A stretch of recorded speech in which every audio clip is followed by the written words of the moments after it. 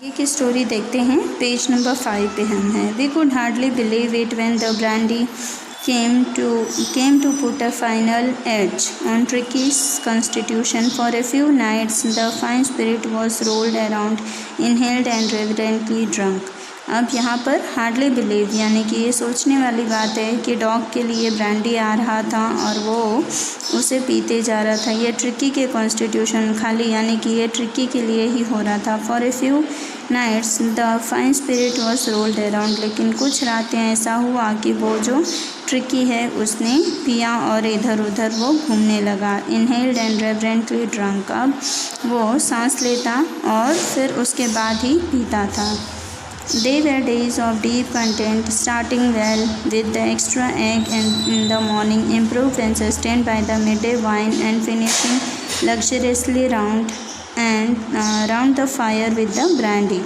अब इस तरह से उसकी जो लाइफ थी डॉग की लाइफ होते हुए बड़ी लग्जरियसली लाइफ थी कि यानी जब वो खाना खाया जाता था तो उसे एक्स्ट्रा अंडे दिए जाते थे मॉर्निंग में जिसकी सेहत उसके सुधर जाए। Improved and sustained by the mid day wine, उसके अलावा दोपहर का खाना जब वो खाता था तो उसे वाइन दिया जाता था। एंड फिनिशिंग लग्जरियसली, इस तरह वो अपनी लाइफ को बड़े मज़े में जी रहा था। और round the fire with the brandy, और जब ब्रांडी उसे पिलाई जाती थी तो आग के आजू बाजू वो घूमता था। It was a temptation to keep Tricki as on a permanent guest, but I knew Mrs Pumphrey was suffering and after a fortnight felt compelled to phone and tell her that the little dog had recovered and was awaiting collection. अब इस तरह से tricky की हालत में बहुत सुधार हो गया। अब ट्रिकी पहले जैसा नहीं रहा, वो काफ़ी एक्टिव हो गया था और वो उनकी फैमिली का अब एक परमानेंट गेस्ट के रूप में साबित हो चुका था।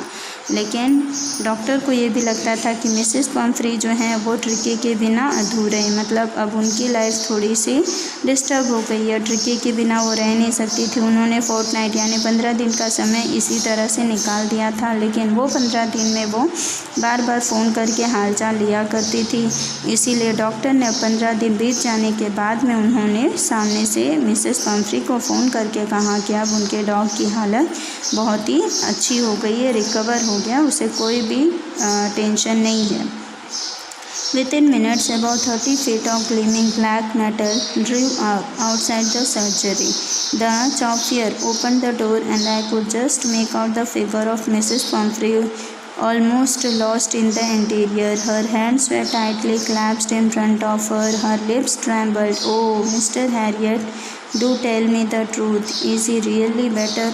अब इतने में ही क्या हुआ, सिर्फ 30 मिनट का भी टाइम नहीं लिया और 30 फीट की दूरी पर आके वो खड़ी हो गई। उनकी गाड़ी लेकर आई थी। ब्लैक कलर का दरवाज़ा जैसे ही खुला वैसे ही मिसेस पम्फ्री ने देखा तो उनका डॉग उन्हें सामने दिखाई दिया और वो बहुत ही खुश हो गए। उन्होंने डॉक्टर से कहा कि मिस्टर हैरियट, क्या मेरा कुत्ता अब अच्छा हो गया है, उसके साथ कोई प्रॉब्लम तो नहीं है? और वो उसे बड़े मज़े से प्यार करने लग गई। उसकी जीभ लटकती हुई जीभ से वो अपनी मिसेस पम्फ्री को यानी अपनी मालकिन को चाटने लगा। Yes, he is fine, there is no need for you to get out of the car, I will give and fetch him. तो वो डॉक्टर उसे कहते हैं कोई बात नहीं, आप गाड़ी में ही बैठे रहिए, आपको गाड़ी से बाहर आने की ज़रूरत नहीं है, मैं कुत्ते को लेकर आता हूँ, आपके पास गाड़ी में बैठा देता हूँ। I walked through the house into the garden. A mass of dogs was hurtling round and round the lawn, and in their midst, ears flapping, tail waving, was the little golden figure of Tricky. In 2 weeks, he had been transformed into a lithe, hard-muscled animal. He was keeping up well with the pack, stretching out in great bounds, his chest almost brushing the ground. अब यहाँ पर 2 ही week में tricky जो था वो सेहतमंद भी हो गया था और उसके अलावा अब वो ज़्यादा एक्टिव भी हो गया था।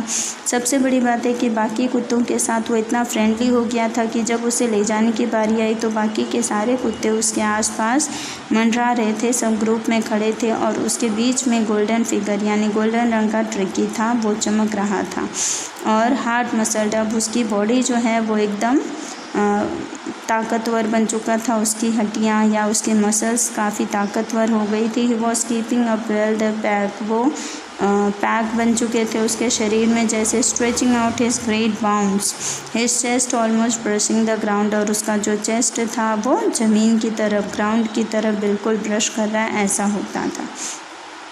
I carried him back along the passage to the front of the house.